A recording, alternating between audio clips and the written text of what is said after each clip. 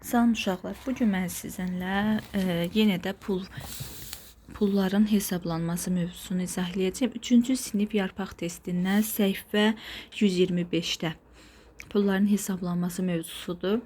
Baxırıq birinci suala. Yazıb ki, dovşan üçün, 3 dovşan üçün ödənilən pul göstərilib. 1 dovşan neçə manatdır?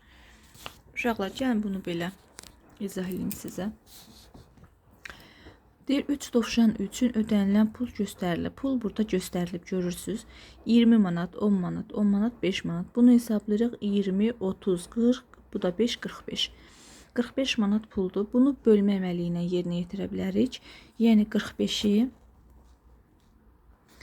bölərik 3-ə. 4-ün içərisində 3 bir dəfədir. Deməli 3 çıxdıq.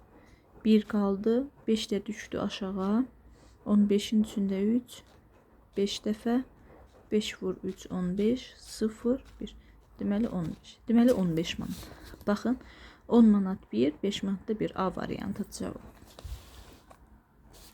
Daha sonra deyir ki, Raufun və Nübarın cəmi nə qədər pulu var? Bu Nübardır, bu isə Raufdur. Nübarın pulu Raufun pulundan 2 manat 70 qəpik puldur. Baxırıq Raufun puluna. Raufun pulu 6 manat 40 qəpikdir. Nübar isə 6 manat 40 qəpikdən 2 manat 70 qəpik çoxdur. Nübarın pulunu hesablayırıq birinci. Bizdən cəmi soruşur.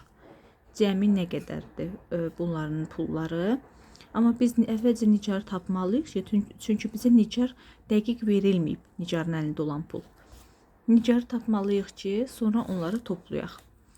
Baxın, 6 manat 40 qəpik Raufun puludur. 6.40 üstə gəlinsin. Nübarın pulunu tapmaq üçün Nübarda 6 manat 40 qəpikdən 2 manat 70 qəpik artıqdır pul. 2 manat 70 qəpik bərabərdir. Neyinirik uşaqlar? Qəpiklə qəpik, manatla manatı toplayırıq. 6-ın üstünə 2 gələndə eləyir 8. Tapdıq ki, 8 manat burada pul var. Sonra qəpiklə qəpiyi hesablayırıq.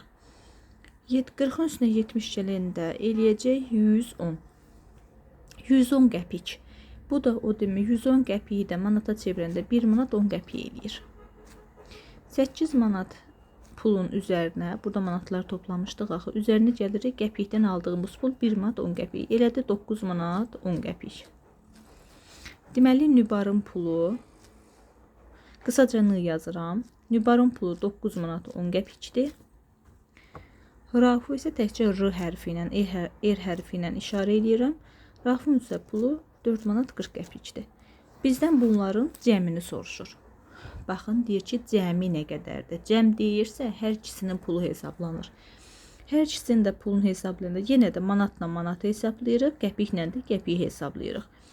9 manatın üstünə 6 manat gələndə eləyəcək 15 manat. 15 manat. 10 qəpiyin də üstünə 40 qəpik gələndə eləyəcək 50 qəpik. 15 manat 50 qəpik. Baxırıq variantlara. Baxın, B variantında cavab var. Uşaqlar, bir də mən sizə bir şey vurğulayım ki, 1 manat, belə yazım qoy, 1 manat 100 qəpiyə bərabərdir. 1 manat 100 qəpiyə bərabər olduğuna görə belə hesablamaq, manatı qəpiyə çevirərək hesablamaq daha uyğun olacaqsa, daha rahat olacaq. Məsəl üçün, nəyə görə belə dedim? Çünki indi mən sizə misal 3-ü izah edirəm. A, B, C bərabərdir. Görürsünüz, hər birində bərabərdir və pulları göstərir. Bunu necə hesablayaraq? Çox asan üsulunu başa salıram. 9 manat 20 qəpik çıxılsın 2 manat 40 qəpik. Uşaqların bəziləri manatdan manatı çıxıb, qəpikdən də qəpik çıxırlar. Bu halda belə hesablayırlar. Belə sizə daha çətin olur. Gəlin neyniyək? 9 manatı da qəpiyə çevirək. 9 manatı qəpiyə çevirəndə dedik ki, 1 manat 100 qəpikdir. Onda 9 manatda 900 qəpik olar. Düzdür? Burada da 20 qəpik var axı. 9, bu da 900, bu da 20. 920 qəpik. Baxın, A-nın cavabını tapırıq. A bərabərdir. A, B bərabərdir. C bərabərdir yazıram. Buradakı kimi misalları hesablayıram. 920-dən çıxıram 240-a. 920-dən 240 çıxıram. 0-dan 0 çıxanda qalır 0. 12-dən 2-dən 4 çıxmaq olmur axı. Getirək qonşuya bir dənə onluq gətiririk. Deməli 12-dən 4 çıxanda 8. Buradan 9-dan 1 onluq götürmüşdük. Axı qalmışdı 8. 8-dən də 2 çıxanda qalır 6. 6 manat 80 qəpik. Deməli A-nın qiyməti 6 manat 80 qəpik edir. 6 manat 80 qəpik tapdıq. Gəlin B-ni tapaq. 12 manat. 12 manatı indi 12 manatdan 5 manat çıxsaq, manatdan manat çıxırsan qəpikdən qəpik biraz çaşdırırıq. 12 manat neçə qəpik edir? Gəlin belə hesablayaq.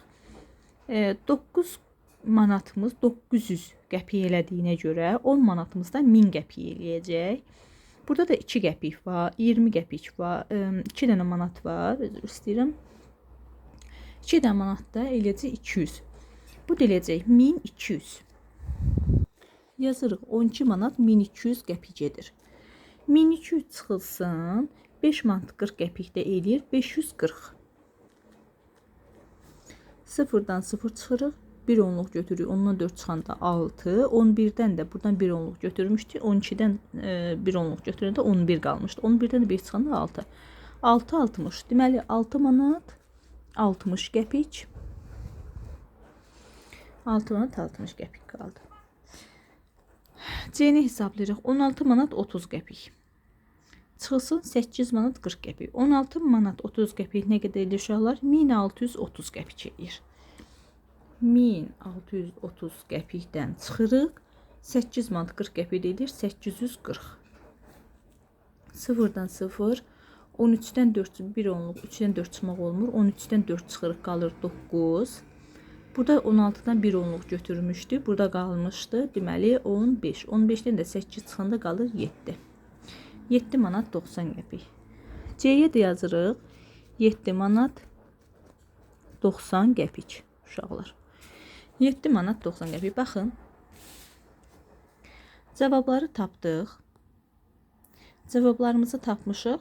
Bu şəkildə bizdən nə istəyir? Azalan sıra ilə düzün. Uşaqlar, azalan sıra deyirsə, böyükdən kiçiyə doğru gəlməliyik, azaltmalıyıq. Yəni, çoxdan aza doğru azaltmalıyıq. Əgər çoxaltma deyirsə, azdan çoxa doğru gedib çoxaltmalıyıq rəqəmi. Məsəl üçün, qısaca biraz fərqli izah verim. Tutaq ki, rəqəmlərlə. Əgər çoxaltma deyirsə, 1-dən 1, 2, 3, 4, 5 və s. gedirik. Yəni, çoxaldırıq. Neçə rəqəm deyibsə, həmin rəqəmdən başlayırıq. İndi mən natural ədədlərdən başladım. Əgər azaltma deyirsə, çoxdan aza doğru. Baxın, azdan çoxa doğru getdik, çoxaltdıq.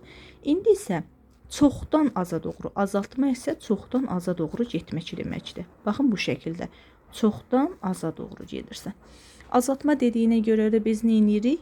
Böyük olandan yavaş-yavaş gəlirik. Böyük olan nədir? C. 7 manat 90 qəpik hər birindən böyükdür. 6 manatlardan böyükdür. Sonra hər ikisi variantda 6 manat var. Bəs yaxşı, hansı böyükdür? Baxırıq qəpiklərə. Artıq burada manatlar bərabərlik təşkil edirsə, qəpiklərə baxırıq. 6 manat 80 qəpik, 6 manat 60 qəpikdən böyüdür. Çünki 80 qəpik 60 qəpikdən 20 qəpik böyüdür. Ona görə C variantı, sonra A variantı, sonra da B variantı gəlir. Cavabımız C, A, B. Gəlin yoxlaya görək, var burada elə bir cavab? Bəli, var. A variantında var.